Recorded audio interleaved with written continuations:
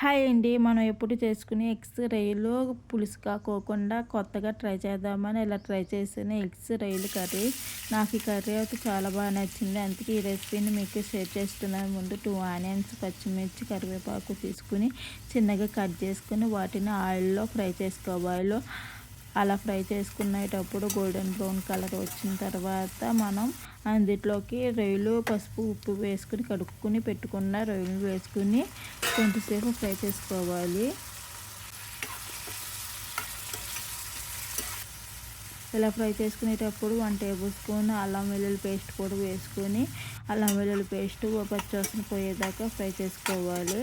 ఇలా ఫ్రై చేసుకునేటప్పుడు ఇందులోకి 1 టేబుల్ స్పూన్ సాల్ట్ని కూడా వేసుకోవాలి.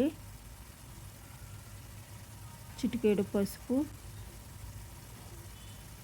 వేసుకుని ఆయిల్ తేలేదాకాను రొయ్యలను ఫ్రై చేసుకోవాలి. అంటే వాటర్ ఉంటుంది రొయ్యల్లోనే, ఆ వాటర్ అంతా ఇంకిపోవాలి. ఇలా ఇంకిపోయిన తర్వాత 1 టేబుల్ స్పూన్ కారం వేసుకుని కొంచెం సేపు ఫ్రై చేసుకోవాలి, కారం పచ్చివాసన పోయే వరకు.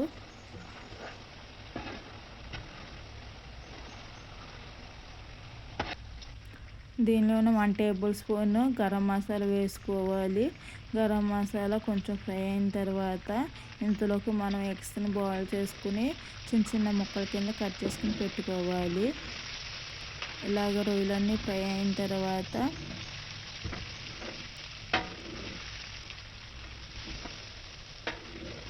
మనం కట్ చేసుకుని పెట్టుకున్న ఎగ్స్ని కూడా ఇందులోకి వేసుకోవాలి. ఎగ్స్ని వేసుకుని నిదానంగా కలుపుకోవాలి. లేకపోతే ఎగ్స్ ముక్కలు చేసుకున్నాం కదా, బాగా చిదిగిపోయి బాగోవు, చిన్న చిన్న ముక్కల కింద అయిపోతాయి. అందుకని నిదానంగా కలుపుకోవాలి. ఇలా కలుపుకునేటప్పుడు 1 టేబుల్ స్పూన్ గరం మసాలా కూడా వేసుకుంటేను ఎగ్స్ కూడా గరం మసాలా, ఉప్పు, కారం మొత్తం పట్టి చాలా బాగుంటుంది. టేస్ట్ అయితే చాలా బాగుంటుంది. ఇలాగా నిదానంగా కలుపుకోవాలి. సిమ్లో పెట్టుకుని కలుపుకోవాలి. ఎగ్స్ వేసిన తర్వాత నుంచి మనం గ్యాస్ని సిమ్లోనే పెట్టుకోవాలి, హైలో పెట్టకూడదు, మాడిపోతాయి.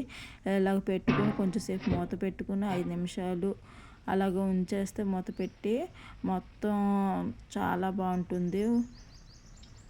ఆయిల్ అంతా పైకి తేలుతుంది. ఇంకా తేలిన తర్వాత మనం వాటిని ఇంకా ఎగ్ రొయ్యల కర్రీ రెడీ అయిపోతుంది. డిష్ కింద తీసేసుకుని వాటిని కొత్తిమీరతోటి గార్నిష్ చేసుకుంటే చాలా బాగుంటుంది.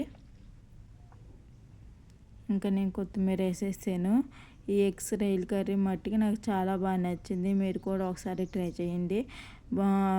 ఎలా ఉందో కామెంట్ చేయండి. టేస్ట్ అయితే వేరే లెవెల్లో ఉంది. మీరు కూడా ఒకసారి ట్రై చేయండి. ఎప్పుడు ఒకేలా తినడం, అప్పుడప్పుడు ఇలా కూడా తినాలి, చాలా బాగుంటుంది.